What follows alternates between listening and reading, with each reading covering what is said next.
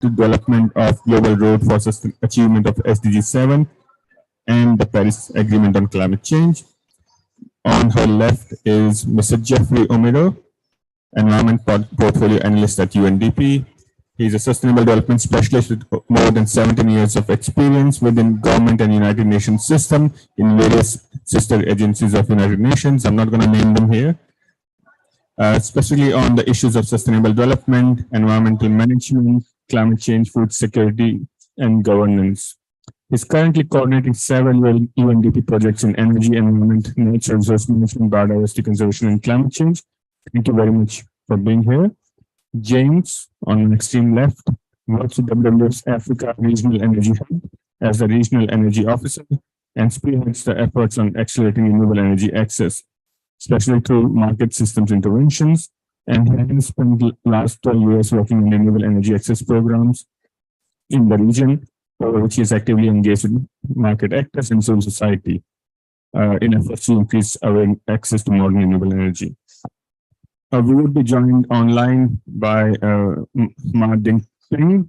He's a senior engineer, the Secretary General of Chongqing Renewable Energy Society, Council Member of China Energy Research Society, Council Member of China Renewable Consultant of International Cooperation on Renewable Energy of Ministry of Science and Technology, and Consultant of China Association for Science and Technology.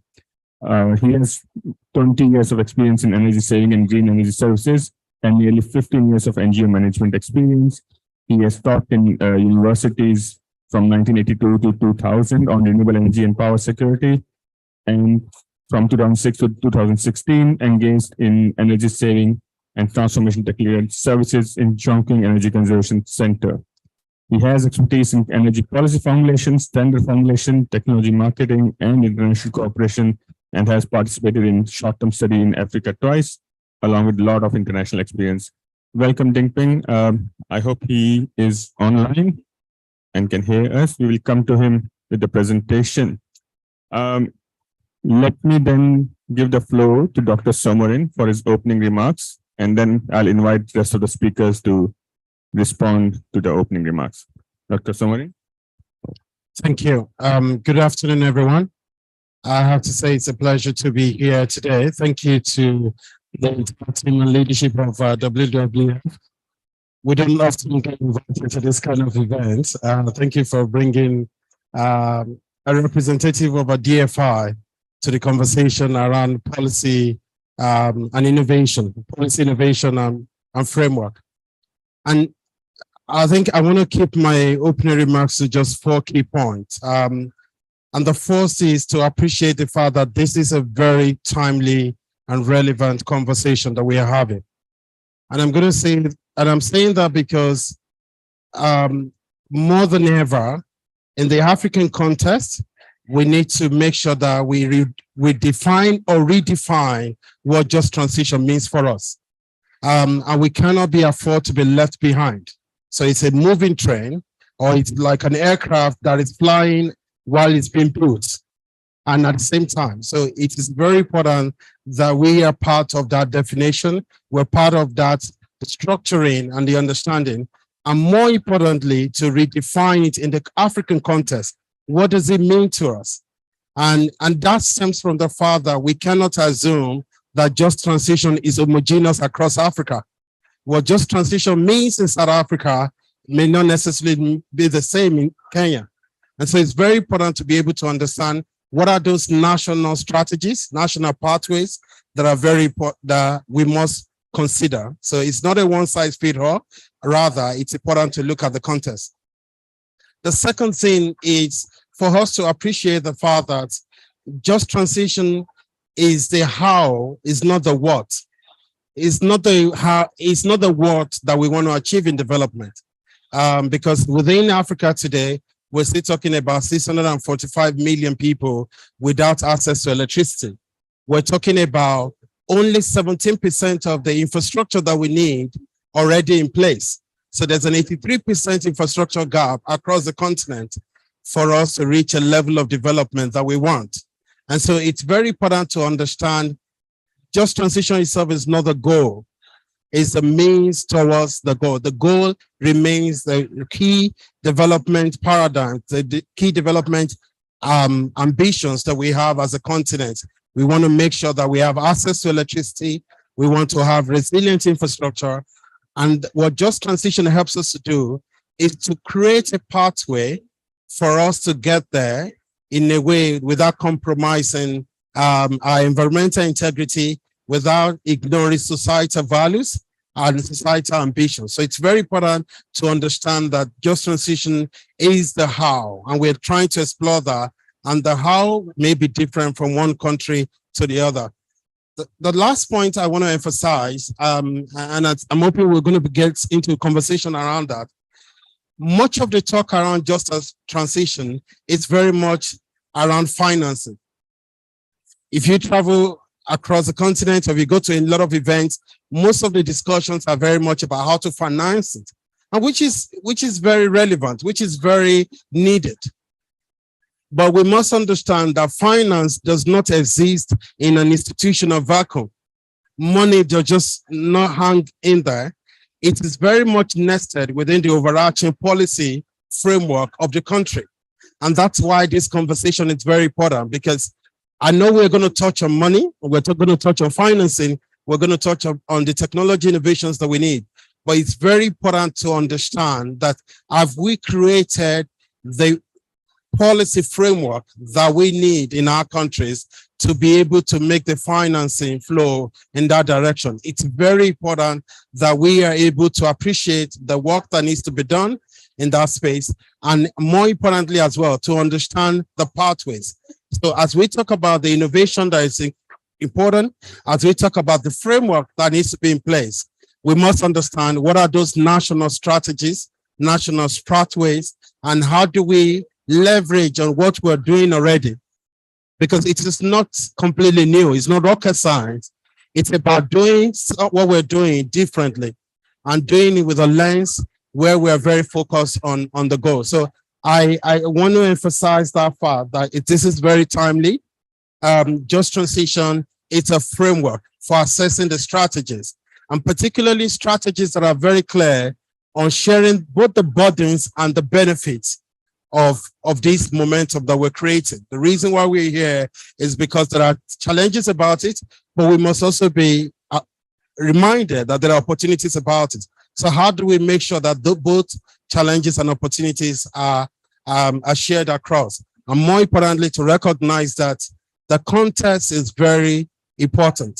You know, there may be analytical model, there may be conceptual framework to help us understand what the realities are, what the pathway options are. But it's very important that we were able to domesticate that, and within the context of the country, a country like Kenya with 93% energy mix is different from South Africa that is heavily, that gets its energy from coal. And so the transition pathway will be different from there. But at the end of the day, the goal is the development goals of this country, the values and the aspirations of this country, the societal culture systems must be at the center of our approach. I'll keep it there for now. Thank you.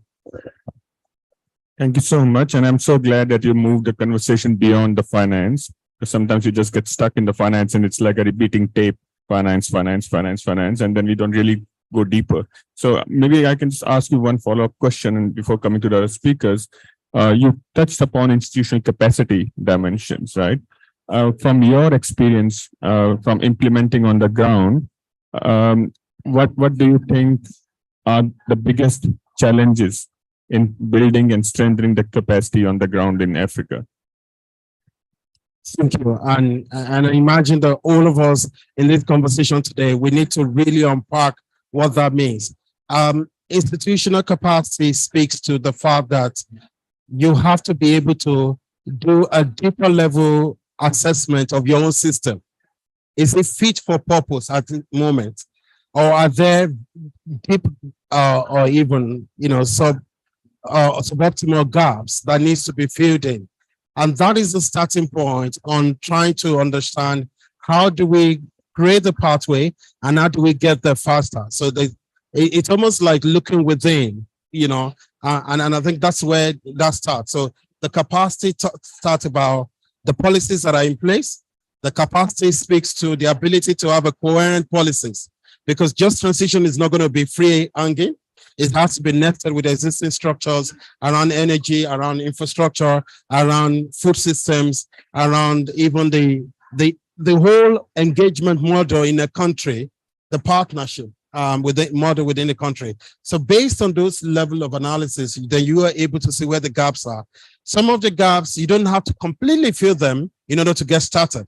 Some of them are things that you can do as you move along. So it's very important to understand where are you at and where is your entry point. And that is something, and within our African Development Bank, the facility that we are putting in place is to do just that, to help countries define their own transition pathways, and what are those institutional capacities and capabilities that you need to have in place to at least get to level 1. When you get to level 1, you're operating there. What capacity do you need to have to get to level 3? Then we move there. We're not ever going to get to a situation where we have all the capacities, all the institutions in place before we get started. Rather, it is learning by doing and appropriating resources as we go along. Thank you. Thanks again for underlining the importance of balancing the means and ends, and operate and recognizing that our ends might be infinite, but our means are finite, and we need to find a balance.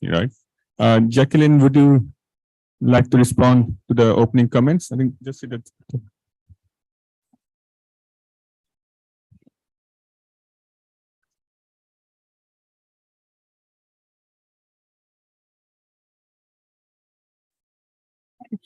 Good afternoon, and thanks for being here today with us. Just want to respond to what Dr. Somorin has said, and to start with that energy transition means something different for us as Africans, because we cannot transition without energy access. We are talking about 700,000 million people without access to energy. So for us as Africa, we have our systems. We need to transition in a different way, not leaving behind the aspect of energy access, which is very critical for us. So yes, I agree with Dr. Somorin on that, and I'll be giving more update on the same. Thank you. Thank you very much. Mr. Omedo? Yeah. Thank you very much. First of all, I think let's put this discussion into context. One of the biggest challenges we have in Africa right now is the large bulk of the population still relies on biomass, firewood, and charcoal, which is derived directly from the environment, from the forest. Countries like Kenya, for example, have managed to get a very clean grid, as Dr. Somorin has mentioned. Our electricity is 93% from renewable sources. But the large bulk of the people, 80%, rely on charcoal and firewood. The other major issue here is that Kenya has used her own resources, mostly with some little support from partners like AFDB and maybe UNDP, to get this clean grid, right? So you've gotten some support, you've used your own budget, you have a very clean grid, and then you discover that you have coal, like Kenya has coal right now. We also have petroleum deposits that are being extracted, will be exploited soon. So you wonder, how do you deal with this issue in terms of energy transition? Although you have a very clean grid, but the large bulk of your people don't have access to that energy. So the country is really in a difficult position right now. If you ask government right now, what is the policy for Kenya in terms of coal? The Minister of Energy tells you we are trying to access it, but the NGOs have gone to court and they've managed to somehow delay the process of extracting that coal through technical legal issues in court. But the country requires a lot of energy to industrialize. And the country has serious requirements for energy to build its development plans. So as a country, and at the same time, it is heavily indebted. So the debt situation is actually out of the world. over 60–70% of the budget is financing debt. So I think Kenya has a legitimate right to really pursue how they can be able to develop some of these resources that they have. But if they are to completely transition and to move with the rest of the population, then they need to be supported by the international community. Now, let me make reference to South Africa. The South Africa Just Investment Plan is an incredibly remarkable example, a very, very good model. South Africa managed in the last COP26 to get this Just Energy Investment Plan signed. So they're going to receive around $8.6 million from various governments. Billion, actually, $8.6 billion to work towards reducing their dependence on coal. And as Dr. Funso has said there, every country will have to define its own interests, its own context. For South Africa, that is heavily reliant on coal, then transitioning through that program is very, very critical. For countries like Kenya that have a very clean grid, renewable electricity grid, our transition will be how to ensure that our local communities on the ground have access to clean energy, have access to electricity, and we can be able to contribute towards reducing the deforestation through that kind of element. So I agree very well with what Dr. Funso has said. Each country will have its own context. Each country has its own unique capabilities, but we need to be innovative with regard to how we advise countries in terms of the energy just transition conversation. Thank you very much. Thank you for bringing it to the real world situation. James? Yeah, thank you, moderator. When I look at the question of just transition, my focus goes directly to what it means financially to finance the so-called just energy transition in Africa. When you look at the statistics, for example, over the last 2 years,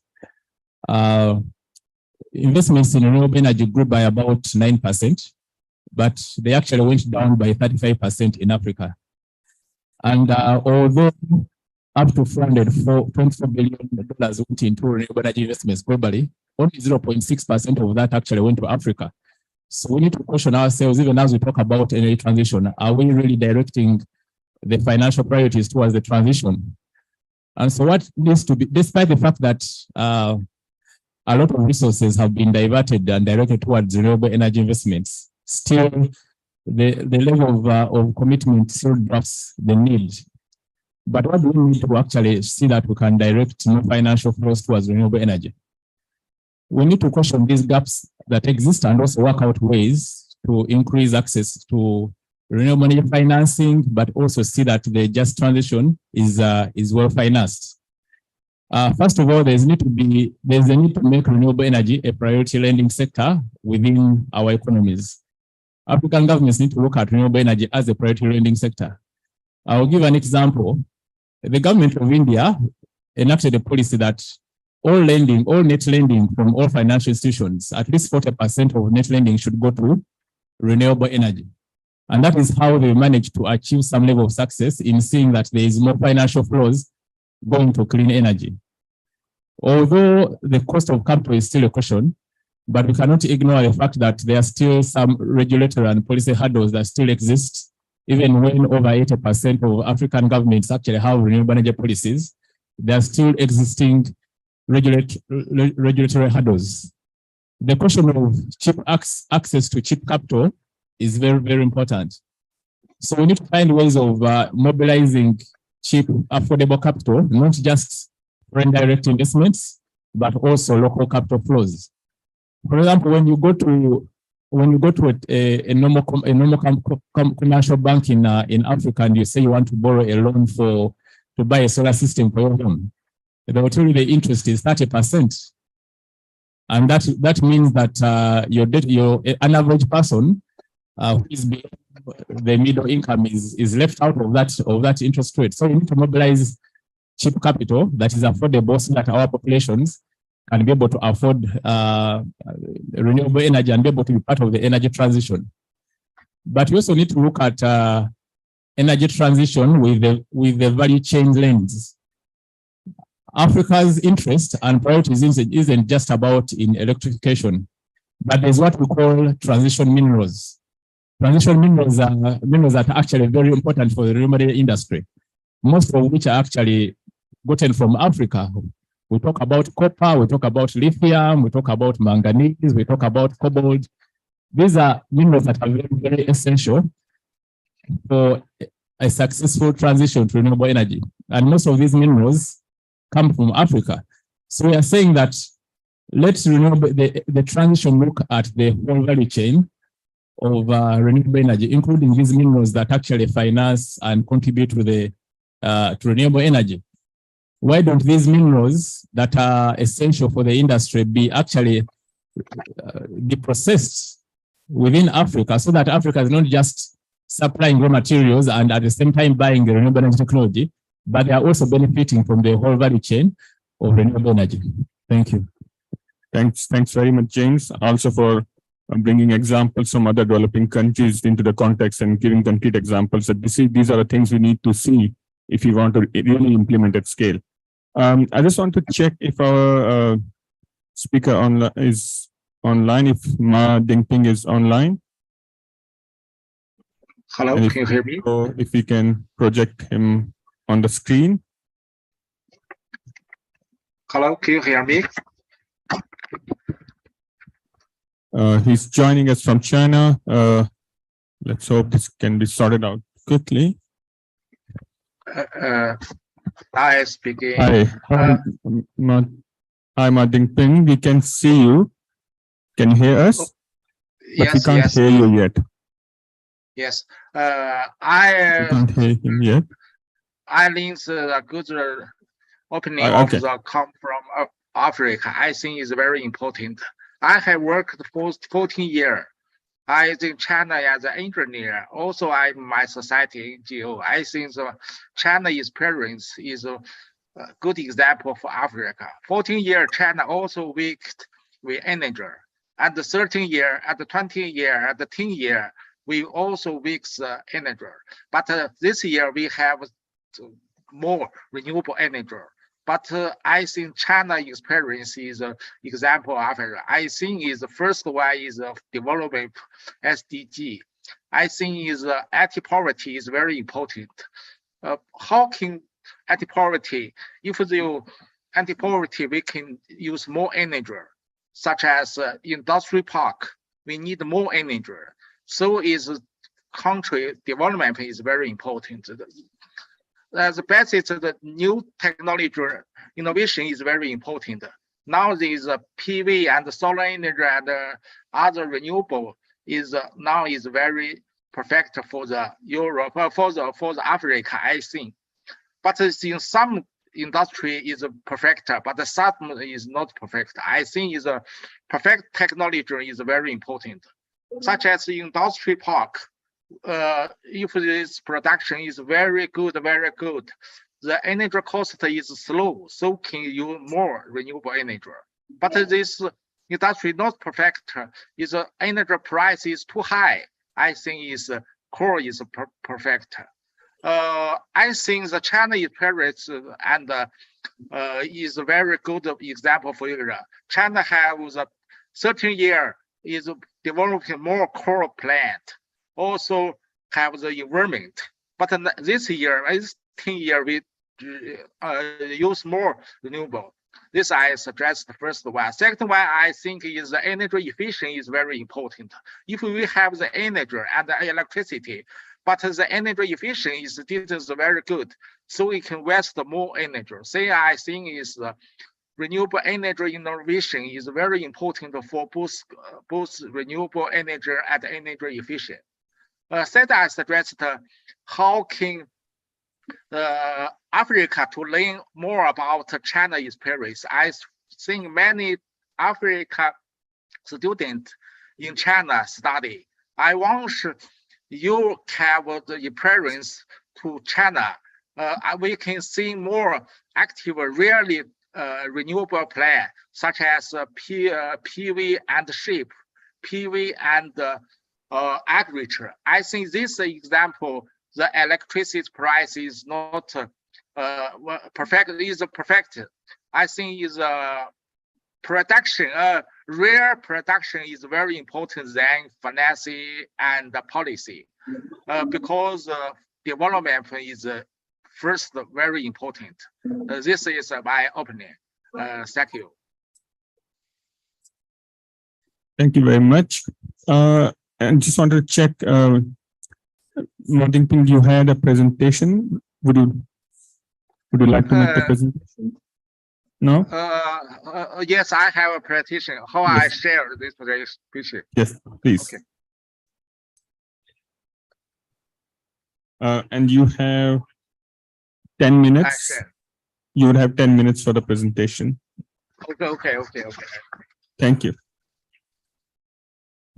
This operation is as is an opportunity for the Chinese environments to renewable energy in Africa. First of all, we can't see the screen yet. It's can you see? not yet. Can you see? Okay. Maybe retry once more. Coming. The place is okay.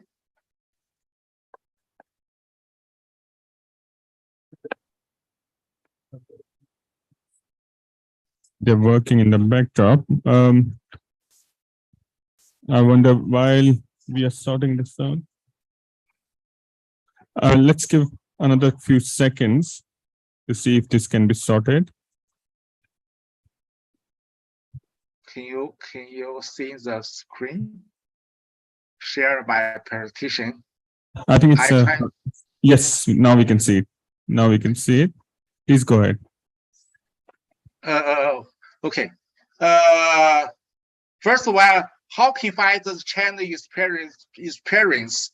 In China, we many have researched China's experience. This has a website and report. You can see this here.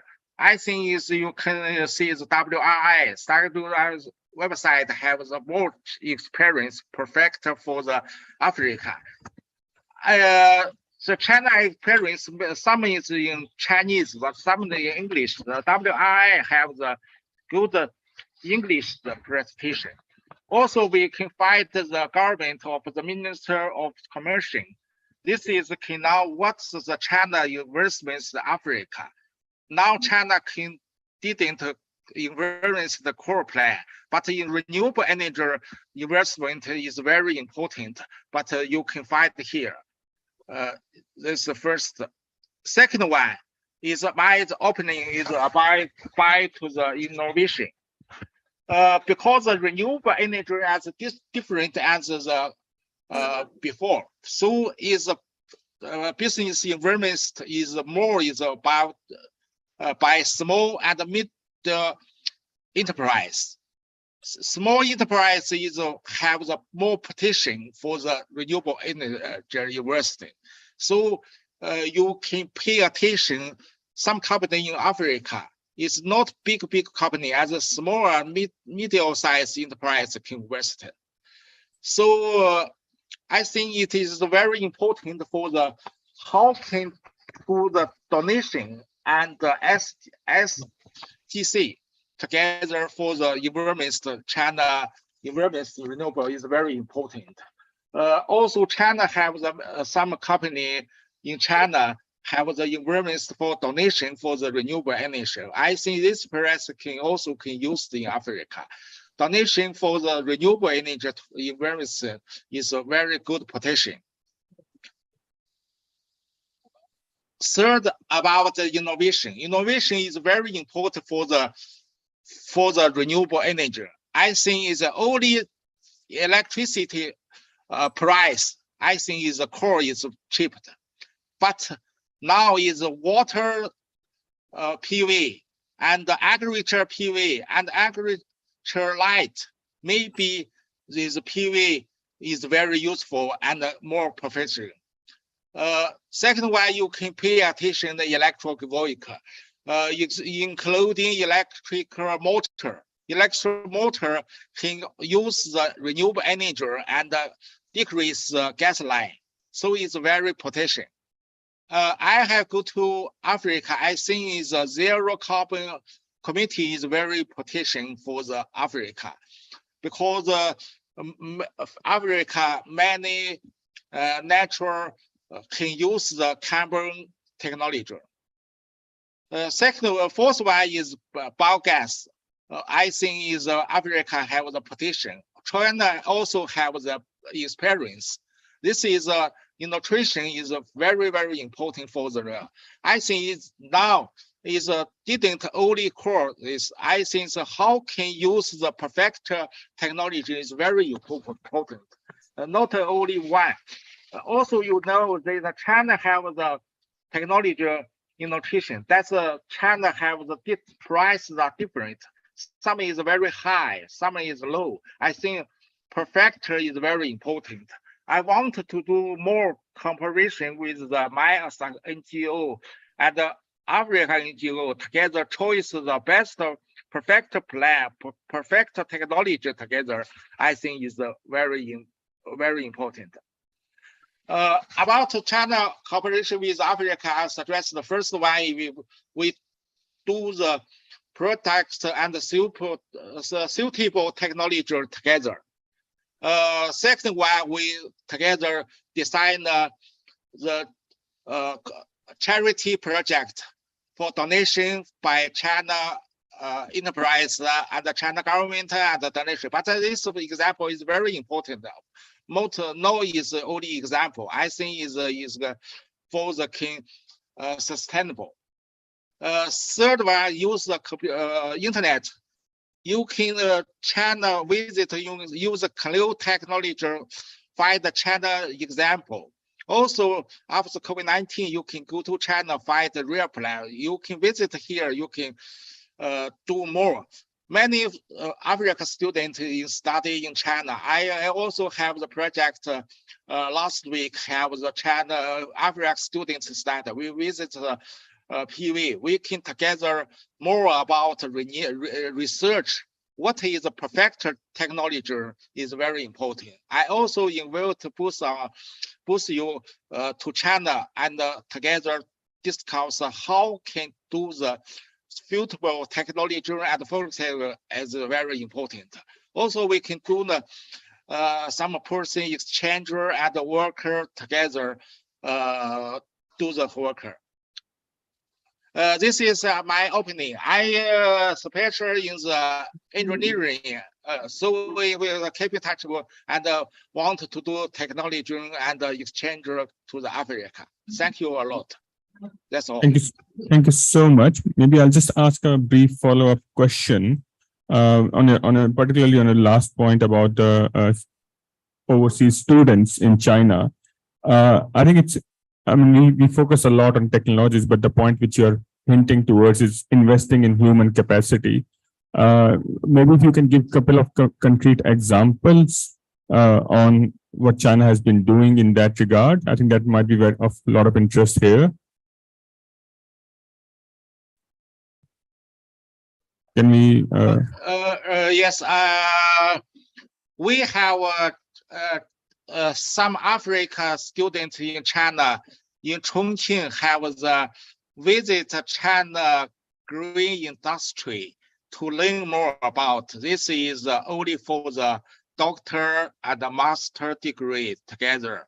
And the other project for the training.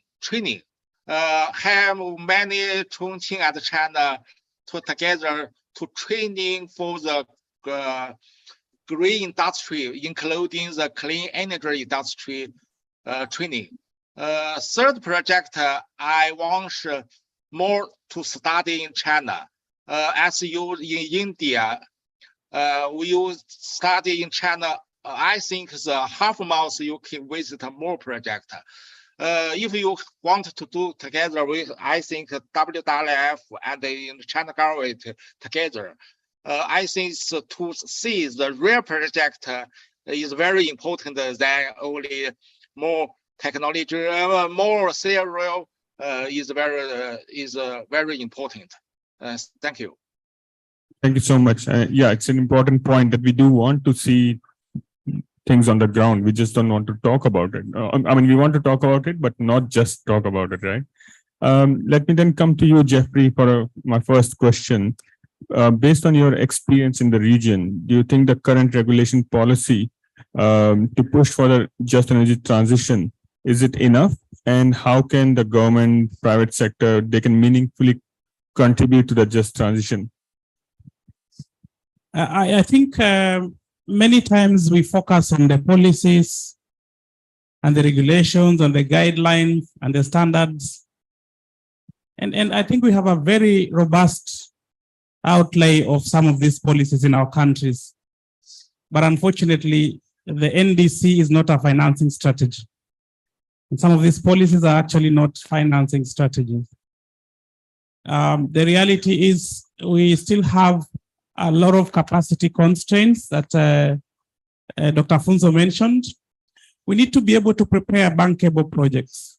And I mean bankable projects like that the private sector can immediately pick that up and it becomes a business for them. And I think we have huge ideas in this regard on the African continent that can effectively be done, but there's need to go ahead. So it's not just about the policies. It's not just about the laws. Like if I'm to mention Kenya, we have a Climate Change Act in place, 2016. We have a lot of regulations. We have action plans in place. We have submitted the NDCs, nationally determined contributions, twice. And I think what we really need to step back is how can we convert all these very, very important regulatory background documentations and prepare bankable, feasible, viable projects that can actually be supported. We can do that in energy, we can do that in transport, we can do that in forestry, in agriculture. Just looking at the markets only. For example, when the Congo joined the East African community, immediately we have a 350 million population market right there in Africa. That's a market that any business will seriously want to engage with. But we need to sit down and really work on the actual business ideas around the issues for just transition. Yeah. Thanks very much. And maybe I can invite Jacqueline now to reflect on the findings of the recent study and the cost-benefit analysis that you did based on the divestment from fossil fuels to renewable energy in Kenya, Madagascar, and Tanzania. And maybe you can bring these things together. Thank you very much.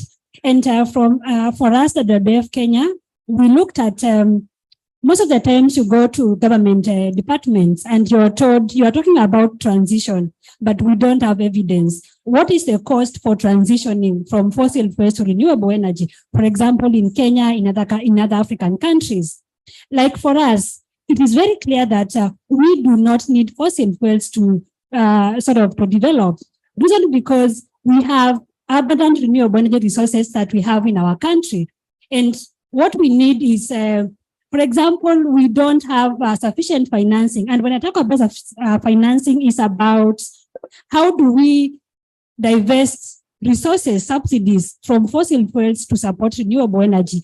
We have seen that there's a lot of money going to fossil fuels. Like in 2018, we find that 20% of all the energy or resources, only 5% went to renewable energy. What does that mean? We need to invest more in renewable energy. And also renewable energy, from our study, we found out that it is the least cost option for development in our country. Again, we are talking about Africa-wise, 36 countries have, unreliable power on and off. That is what I mean. So what does that mean? Countries are relying, going back to fossil-based power plants. Reason because we don't have continuous supply. And this has proved that currently we have 7 million gensets, diesel-powered genset, whatever, in African countries, which translates to around 120 coal power plants because of our systems that are not reliable. What do we then need to do? We need to refocus our efforts in terms of ensuring that we invest in off-grid renewable energy resources. And by that, I mean things to do with solar, things to do with wind, which we already have. Because we already have that, what we need now is the resources to do that. Because unreliability is a very serious issue. And if we don't address that, then we are not talking about energy transition. We can't transition without looking at the off-grid solutions that are benefiting most of the countries or most of the communities that are not served or are underserved in African countries. So for us, that is very critical. Secondly, we looked at, we recommend that we need to look at energy from an integrated aspect of it. By this, I mean, energy must be an enabler of development. For energy to make sense to the communities, they need to know, what does energy do for me? Because it is not enough to light people's poverty. What we want to do and what we need to do as Africans is to ensure that we are providing productive use of energy to our communities, because by that we'll be transitioning them without leaving them behind. So looking at integrated energy planning is very important. And for us as the WWF Kenya, we are working with local governments to support development of energy plans, investment plans that will support communities not only to have access to lighting, but also ensure that we have productive use of energy for them to make sense of the energy transition. And not forgetting about the aspect of clean cooking. We have close to 600 metric tons of CO2 that come from indoor air pollution. We can't again transition as Africans without looking at the aspect of clean cooking, because that is where most of our emissions, apart from transport and others, are coming from. So that is also a very critical element that we need to look at in this transition. And finally, of course, start clear now?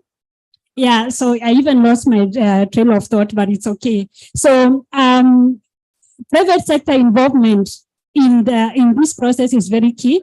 We should not be looking at a project by project case, but rather looking at an ecosystem of services for us to transition as Africa. So those are some of the findings that we are recommending that are coming out from our study. Thank you very much. Thank you so much, Jacqueline, and thank you for bringing the gender dimension as well. I'll ask James to very briefly tie these threads together, that how do we ensure inclusivity, efficiency, speed in getting ourselves on the track to just transition in the region. Can you bring those things together? Yeah, thank you, moderator. First of all, what does energy transition mean for the African continent? Currently, Africa has over 600 million people that have no access to electricity. So to Africa, energy transition actually means being able to provide electricity to the 600 million Africans that currently don't have access to electricity. That's what it means. But then how do we do that? It requires that we need to have greater collaboration among African governments in terms of planning their grids together, planning their energy systems together, and integrating their policies together, so that all African countries are addressing the issue of energy access and energy transition as a continent, not as countries. So we can be able to open trade protocols and make our borders open for renewable energy products and technologies to be able to move across Africa without any specific hindrances. So, but then we also need to look at the concept of energy integration, which is very, very important to Africa, for Africa, where energy systems are planned in a parallel manner to ensure energy security, industrialization, and economic development for the people of Africa. So energy integration looked at planning and coordinating energy pathways in across multiple streams. This means looking at off-grid energy systems and on-grid energy systems to ensure that off-grid energy systems address the needs of the people that are on-grid, and also the people that are off-grid are also, their needs are also addressed. Finally, there's need for institutional capacity building and addressing regulatory hurdles. We have an emerging concept called net metering, which has been one of the market mechanisms that have actually attracted a lot of investment in renewable energy. Currently, only 29% of African countries have actually a net metering policy. What is happening to the rest of the 89? We need to ensure that, the 79, we need to ensure that all African countries have regulatory policies that actually make investments in renewable energy attractive for foreign direct investments, as well as for local financial flows. Thanks very much, James. And I'll quickly go to Jingping Ma for a very quick question, and then I would like to come to you. Jingping, how are the Chinese investors and financiers, they're promoting energy innovation and thus creating enabling environment for promoting renewable energy in Africa, keeping in mind the African priorities? If you could just briefly reflect on that. Okay. China University. We can't hear you yet. Yeah, good. Yeah, please go ahead. Okay, China University Africa, I think is more petition. But how can to do more renewable university, I think is to discuss. But best only energy enterprise is not good plan. I think is more petition for the small and middle enterprise and some other size such as agriculture and other constructions company invest, because renewable energy is investment is very small. So I think is more petition China University renewable energy by China government is a small petition, but other enterprise is very important. I want to together NGO and China government donation together to more renewable universities in Africa. This I think. More detail, I think our thing is after COVID-19, we can to do more. We want to do Africa to contractor to more Africa company and do more donation project. Thank you. Thank you so much. And then finally, I would like to come back to you, Dr. Somorin, to just bring it all this together. We heard James, he came back to the capacity question. I'll pass on the mic to you, but very succinctly, if you could bring this together. All right, thank you. Very good point. And indeed, I think it's very important to understand that the framework that we have in place, we would definitely create the roadmap for the type of partnership that we need. We're not just talking about policy paper that we're putting there or something on the website of the Ministry of Energy. No, we're talking about a roadmap that's very clear about the kind of partnership, both within the country, but also between countries that we need. And that partnership is not just about finance, but it's also about technology. It's about capacity exchange and a number of things. It's very important that any policy innovation that we put on the table is very clear about the partnership model that we need to engage. The second point is, and I'm going to be very brutal about this. Look, money is not scarce. Money is just not evenly distributed. Money is not the problem. And I will say this, and if you don't believe it, look, as we speak today, the private capital that is locked in financial assets, in form of financial assets globally, is $210 trillion. That is more than double the global GDP. The private capital has got assets that can release capital at scale and at speed, more than what you can do in the public sector. There's a country called Norway with a population of just 5.4 million people. Norway has a sovereign wealth fund of $1.4 trillion. And sovereign wealth fund is not the money for it's not your annual budget. It's not your annual GDP. This is a capital that they've set aside just to do investment and business.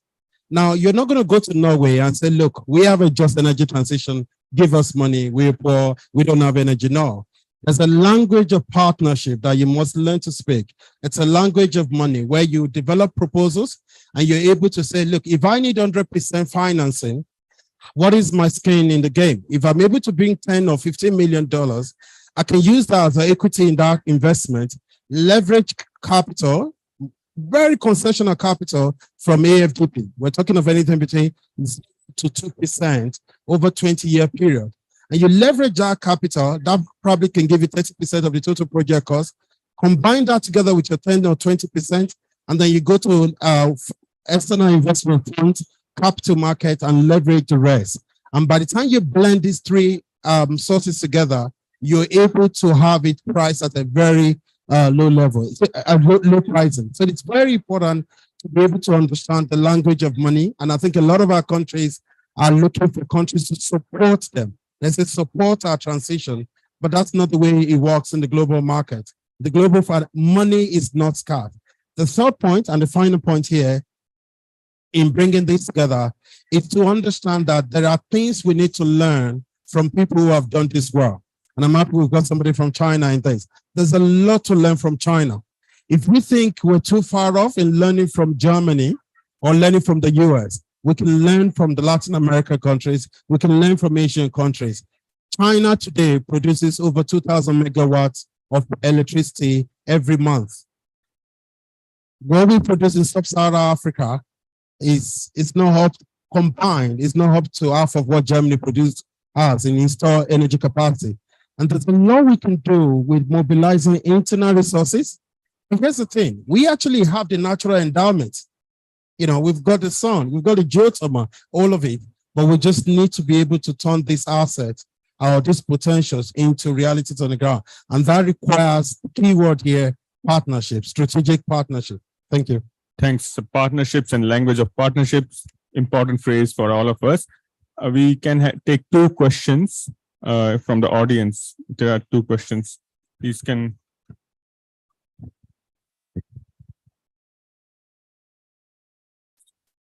Good afternoon. My name is Salome Wanda. I work for Center for Minority Rights Development, Semi-RIDE.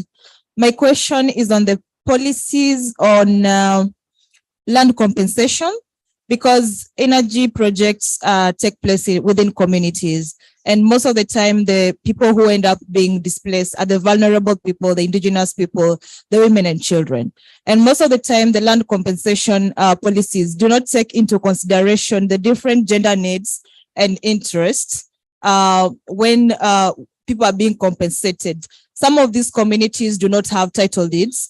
And most often, the compensation targets the head of households and leave out the needs of women and children. So if the head of household decides to relocate to another place with a different family, then the children and the women who are displaced because of the energy projects end up being suffering. So as the development partners, do you have such a policy requirement that if you are funding an energy project, then the land compensation requirement takes into consideration the different gender categories, and also the implementation, the policy formulation and advocacy organizations? Do you have such considerations in your work, or are you working on such a policy? Thank you.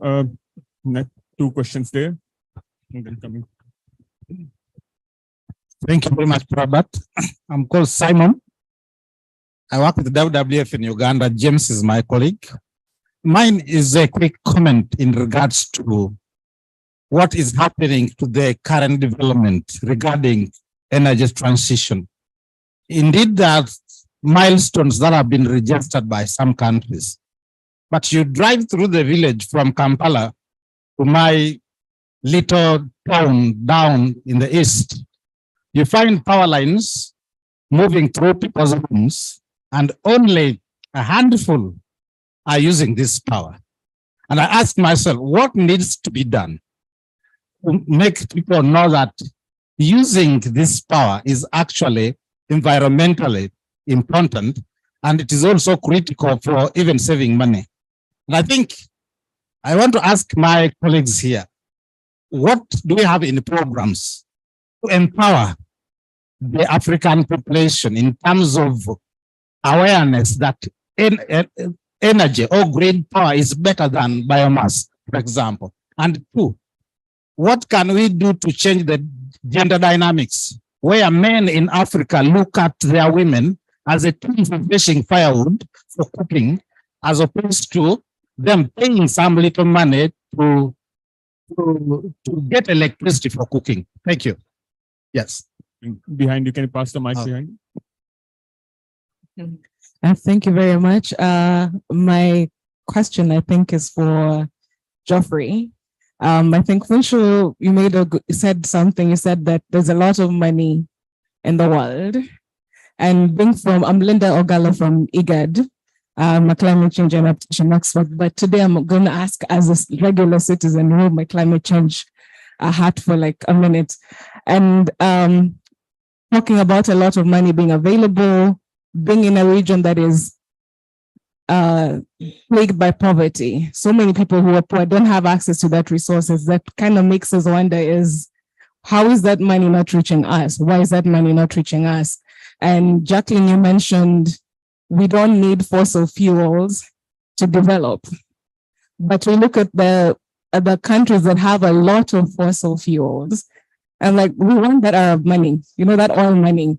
If we have access to, we're certainly discovering fossil fuels as Africa, is it fair then for us who have only polluted 4% to then tell us that we can access that kind of resources that we're seeing the polluters who are still polluting, and then telling us that we cannot use those natural resources to develop and make it better for our people, because we need to now have a just transition?